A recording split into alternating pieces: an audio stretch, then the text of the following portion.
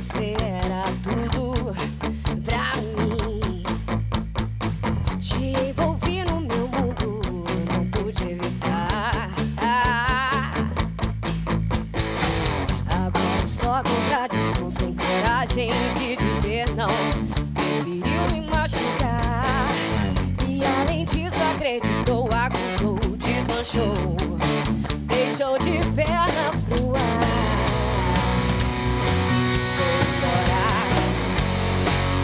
Dizer o que você não quer ouvir, vai ver, seja melhor assim. Se quiser entender, cresça, seu castelo vai cair. Vou dizer o que você não quer ouvir, vai ver, seja melhor assim. Se quiser entender, cresça, seu castelo vai cair.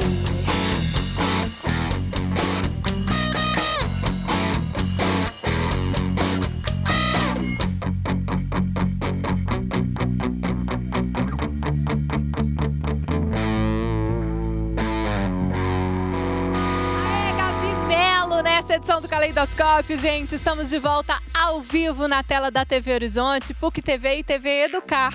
E além da música, temos hoje aqui um bate-papo para você participar com a gente e promoções do programa. Dá só uma olhada. Aqui no programa tem presente Clê te esperando. A cada 15 dias, um sortudo é escolhido para levar para casa uma camisa masculina com estampas inspiradas na natureza e na cultura mineira. Vá no site da TV Horizonte e saiba como participar. E sábado é dia de fazer um passeio diferente. Nós temos um presente para você. Um passeio com acompanhante no Parque Ecológico Vale Verde, em Betim. Aproveite esse lugar para curtir a natureza e se divertir. Acesse o site da TV Horizonte e clique no banner Promoções e descubra como participar.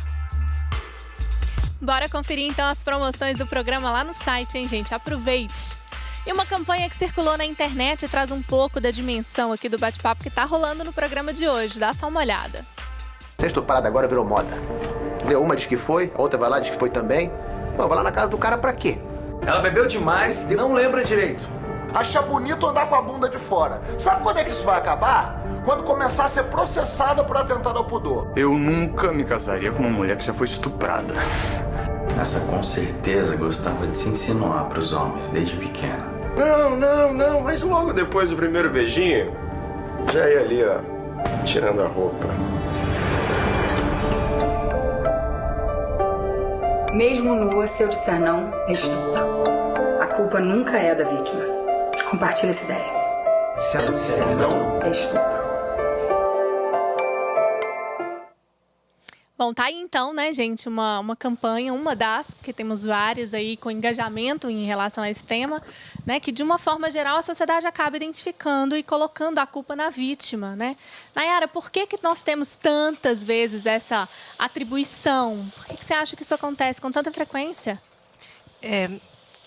Eu acredito que tem a ver obviamente, com a questão da cultura do machismo em geral.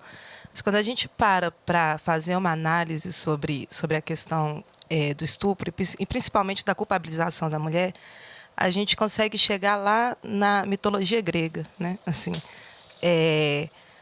o mito de Medusa, que a gente conhece, a mulher com cabelos de cobra, etc. e tal, ela, na verdade, era uma mulher normal, muito bonita, que foi estuprada por Poseidon e foi castigada por Atena.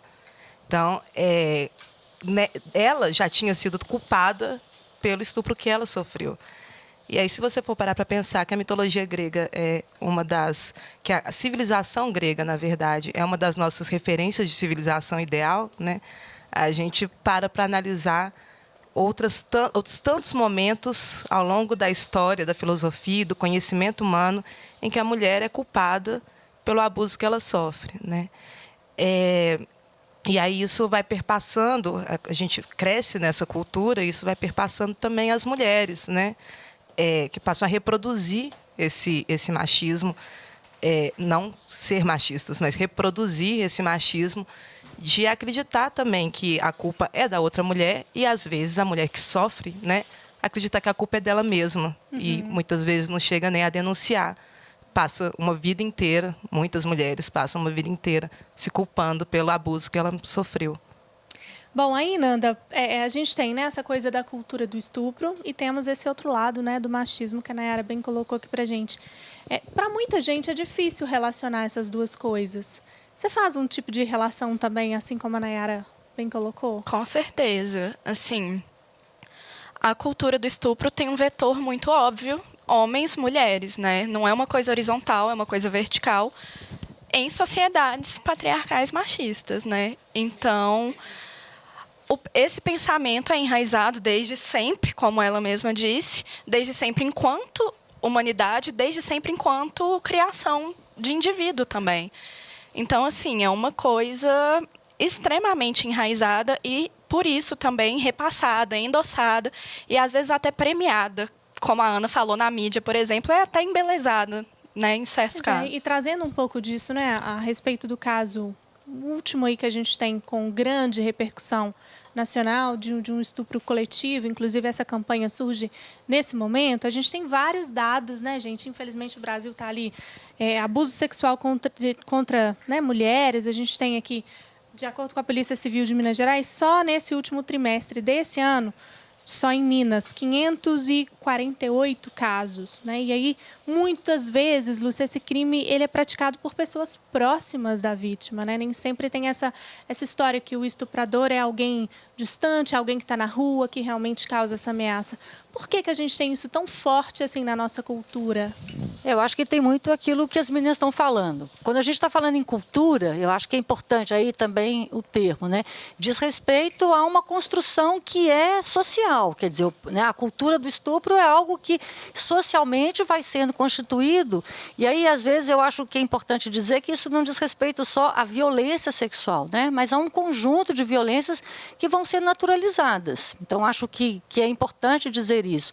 E exatamente, então, porque é uma construção da cultura, quer dizer, que né, vai sendo constituída como comportamentos naturalizados, como se eles fossem da ordem biológica, por exemplo. O homem tem mais hormônios, o homem precisa, a mulher, né? Né? Eles estão com os hormônios soltando assim pelas ventas, né? Aí te vê, né, gostosa, não sei o quê. Então, quer dizer, isso é uma dimensão da cultura e que vai naturalizar esses comportamentos. Então, se está naturalizado, é muito complicado que você, ao sofrer qualquer tipo de violência, sobretudo porque essa violência está muito próxima, né? Então, quer dizer, os dados, no caso de crianças e adolescentes, 40% aí, quando é abuso sexual, é cometido por pais, padrastos, irmãos, enfim, os homens que estão perto. Isso quando a gente está falando de mulheres, mas às vezes também até de homens, né? No caso dos adultos, 50%. De toda a violência sexual é cometida por parceiros, namorados e etc. É muita coisa, né? É muito, é muito. Encarado com, e aí, com naturalidade. Quer dizer, se você tem uma cultura, então, como é que é, né, aqui até na campanha, né? Puxa, tá com esse shortinho assim, mostrando o bumbum e tal, tá afim, não é? Tá afim, olha. Vai dizer, não, mas depois eu dou um beijinho aí já, né? Quer dizer, então, toda essa dimensão, até uma moça na rua, não é? Uma das garotas falou, às vezes até as próprias mulheres, você tá vestindo, né? Nossa, aquela ali está querendo, né? Está procurando e tal. Aí é claro que essa culpabilização impede que você vá denunciar. Impede, inclusive, que isso seja entendido como crime. Eu acho que a grande, né, novidade do momento contemporâneo, eu fico super feliz de ver essa juventude discutindo isso, né? Porque também, na minha geração, quer dizer, a gente nem um caso ou outro, assim, daquela coleguinha que vinha e falava, e quando falava, já falava em prantos, quando falava, às vezes era abusada pelo pai, isso... né? Demais, assim. E também pelo fato de que você, ao procurar a polícia, a primeira coisa, tal qual a gente viu repetir, onde é que você estava? Você bebeu, não é? Quer dizer, então, antes de tudo, você é recebida num lugar por homens, né? A princípio, uma delegacia de homens, que não vão ter o menor, né, trato com você, pelo contrário, vão até desconfiar. Então, essa questão desses números que são tão altos, quer dizer, você está dando o número da Polícia Civil, isso são os que casos denunciam, notificados, porque, na verdade, o cruzamento de dados da polícia com o Sistema Nacional de Saúde, né, para casos de notificação, vai mostrar que, dos casos, somente 23%, na verdade, no ano, por exemplo, de 2012, foram casos notificados pela polícia. Então, a gente pode pensar que esse número aí maior, é uma doideira. Infelizmente. Bom, eu vi um burburinho ali. Tiago, o que você estava comentando aí? Tiago, chega mais, participa aqui com a gente. O que você estava comentando aí? Não, que eu acho que essa coisa eu acho que é muito difícil para a mulher quando você tem esse tipo de assédio. É uma coisa assim que é constrangedor. Então tem gente que reage das formas mais inesperadas. Mas a maioria, eu acho que fica aquela coisa meio de eu vou deixar para lá, sabe? Até encarar aquilo como uma verdade, eu acho que é muito difícil. Então, ainda mais com uma pessoa que está perto de você, né? Um pai, um padrasto. Então, isso é uma coisa difícil mesmo. Então, eu acho que é por isso que com a divulgação dos casos, eu acho que vai dando coragem para as pessoas, né? Se mostrar mesmo, que é uma coisa que, de repente, não é um embate nem interno da pessoa, eu acho. Então, será que eu dei mole, né? Fica pensando, será que eu dei mole? Isso agora, assim, muitas vezes é tão inacreditável, é por isso também, desculpa. Não? É tão inacreditável você ver que isso está acontecendo e que isso aconteceu, que eu acho que, sabe... Mas é que eu acho que em muitos casos, assim, você acabou de sofrer um assédio, né? Não tem que ter medo de falar essa palavra, não. Porque é assédio mesmo, por menor que seja, a cantada, muitas vezes é assédio, sim. E a gente tem que falar essa palavra, ela tem que ser dita e tem que ser escutada. Então, é assédio. Muitas vezes, quando a gente sofre, a gente, por mais que a gente tenha plena convicção de que a gente não fez nada, a gente ainda para e pensa, sabe? Poxa, sabe? E às vezes não pode nem reagir, né? Porque você... muitas aquela vezes, insegurança, assim, né? Muitas vezes a gente tem que, assim, abrir mão de se posicionar em relação a isso, porque justamente pela cultura do estupro, né? Assim, teve um caso que aconteceu comigo. Eu estava numa loja perto da minha casa e a primeira coisa que os vendedores, quando eu fui a eles perguntar sobre um produto, fizeram, foram olhar para minhas pernas. E eu fiquei indignada com isso, sabe? Eu reclamei e tal, enfim. Mas como era muito perto da minha casa, eu inclusive fiquei pensando, nossa, eu acho que eu não devia ter feito isso. Porque imagina se esse cara me vê na rua e resolve fazer alguma coisa comigo. E realmente tem esse pesar, sabe? Quando você se posiciona frente a isso, você precisa de ter muita coragem. E eu acho que justamente isso que você falou. Quanto mais mulheres falam sobre isso, quanto mais mulheres veem que estão se movimentando, que tem, sim, um lugar de fala. Eu tenho, sim, o meu lugar de fala. Eu faço parte disso aqui, sim. E se você não tá achando, você me engole, então, sabe? Legal. Ana, e aqui a gente vai falar muito. Temos mais blocos aí pra frente, mas nós só vamos pro intervalo, hein, gente? Já tem mais Caleidoscópio e esse bate-papo aqui hoje que está imperdível. Até já.